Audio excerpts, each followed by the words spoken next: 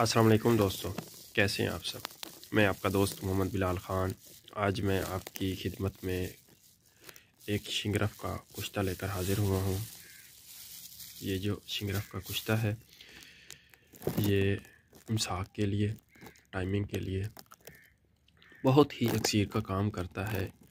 इंतशार का ना आना, ढीलापन, नफ्स में कमज़ोरी, जिस्मानी कमज़ोरी, मैदा ठीक तरह से काम ना करना, ग़िज़ा का हज़म ना होना, इसकी चंद ही खुराकें आप इस्तेमाल करेंगे तो आपका इमसाक टाइमिंग बहुत ज़्यादा बढ़ जाएगी। ढीलापन है, इंतशार सही से नहीं आता, एक बार हम बिस्तर हो जाएं दोबारा हम बिस्तरी होने लगें तो फिर इंतशार ही नहीं आता घंटों घंटों तक। तो ये एक बहुत ही आला किस्म का नुस्खा बनेगा, कुश्ता बनेगा शिंगरफ का। तो इसके बनाने के लिए हमने जो प्रोसेस इसका किया है वो कुछ इस तरह से है कि आपने एक सांप लेना है। ये देख लें, ये इस तरह से, ये सर्दी की वजह से थोड़ा सा ऐसे हुआ है। तो इसका मुंह खोल के इसके अंदर आपने ये जो शिंगरफ की ये बनी हुई है डली सी या गोला सा, ये रख देना है। और इस गोले को कैसे बनाना है वो भी मैं आपको बता देता हूँ। आपने सबसे पहले 1 तोला तक शिंगरफ लेना है, उसमें आपने आधा तोला अफीम डालनी है। उनकी अच्छी तरह से आपने खूब रगड़ाई करनी है। जब वो यकसाथ हो जाए तो उसमें आपने बोर्ड का दूध डालना है, तकरीबन कोई 20-25 ग्राम के बोर्ड का दूध उसमें जाएगा। उसके बाद आपने इसकी रगड़ाई करके इसका गोला बना लेना है और इसी गोले को आपने सांप के मुंह में रख देना है, जैसे ये सांप आपको नज़र आ रहा है।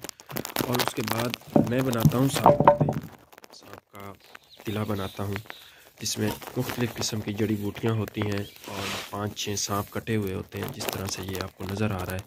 ये सारे, ये देख लें, ये सांप का कीमा हुआ है, ये आप देख लें, ये देखें, ये सारा ही सांप का कीमा हुआ है। और इसमें मुख्तलिफ़ किस्म की जड़ी बूटियाँ हैं, जैसे ये आपको कुचले का दाना नज़र आया है, ये है, इसमें जायफल है, जलवत्री है, लौंग है, अकरकरा है, दारचीनी है, इसमें खरातीन है, पेर बूटी है और इसमें ज़िफ्त रूमी है। तो इसी तरीके से इसमें बहुत सारी जड़ी बूटियाँ हैं, तकरीबन कोई 30-35 जड़ी बूटियाँ हैं।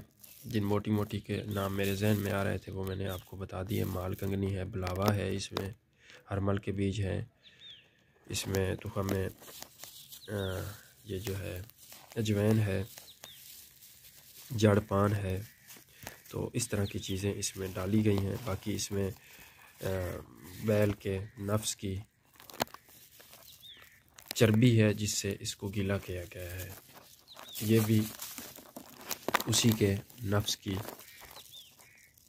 चर्बी है जो इसके ऊपर लगी हुई है। बैल के नफ्स की चर्बी, उसको छोटा छोटा से काट के उसका पूरा सेट लेकर तो उसको पकाकर उसकी जो होती है वो निकाली जाती है चर्बी। ये इस वजह से वो डाली गई है चर्बी इसके ऊपर। अब ये जो शिंगरफ है, ये वाला शिंगरफ, ये इसी के मुंह में जाएगा और इसका हम पताल जंतर करेंगे। पताल जंतर करने से एक तो ये होगा कि ये जो हमारा तेल है वो हमें मिल जाएगा, और ये सांप हम इस हिसाब से रखेंगे कि जो भी तेल ऊपर से गिरेगा इसी सांप के मुंह से होता हुआ ही आएगा। मतलब ये जो शिंगरफ है ये हमारा वो तेल पीती रहेगी। जो भी कतरा गिरेगा वो ऐसे हिसाब से गिरेगा कि इसको हम ऐसे सेट करेंगे कि वो जो ये सांप है ये भी सारा कुछ जल के राख हो जाएगा, ये सांप भी जल के राख हो जाएगा। लेकिन जो राख होती है ये जब बनती है तो ये उसी तेल के आगे रास्ते में ही होगा। जो ये सांप तेल पिएगा वो शिंगरफ पिएगा और उसके बाद जो बचेगा वो फिर नीचे जाएगा। तो इस तरीके से ये कुश्ता शिंगरफ तैयार हो जाएगा। आप खुद अंदाज़ा लगा लें कि ये किस मेयार का कुश्ता शिंगरफ तैयार होगा। ये ना मर्दाना कमज़ोरी के लिए, जो लोग जानते हैं इन चीज़ों को, पहचानते हैं, उनको तो अंदाज़ा हो जाएगा कि ये क्या चीज़ बन रही है। बाकी जो इस चीज़ को, इस फील्ड को नहीं जानते तो उनके लिए तो मेरी बातें ऐसे ही आम सी उनको समझ आ रही होंगी कि पता नहीं ये क्या है भी सही या नहीं है।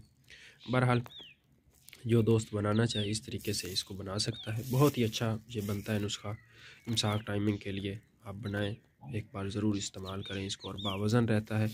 लेकिन शर्त यह है कि आग वगैरह का आपने इसका ख्याल करना होता है कि पताल जंतर में आपने इसको कितनी आग देनी होती है।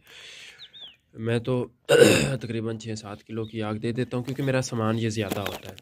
बाकी आप जो तजर्बाकार लोग हैं वो खुद ही अंदाज़ा लगा लेंगे कि किस तरीके से इसको आपने बनाना है। बहुत तो ये देखिए दोस्तों, इसकी रगड़ाई फाइनल हो गई है। ये जो हम कुश्ता शीरा बना रहे हैं, माशाल्लाह से आप इसका कलर देख रहे हैं और पारा जो है इसमें बिल्कुल जज़ब हो रहा है और बिल्कुल मुलायम कुश्ता हमारा तैयार हो गया है।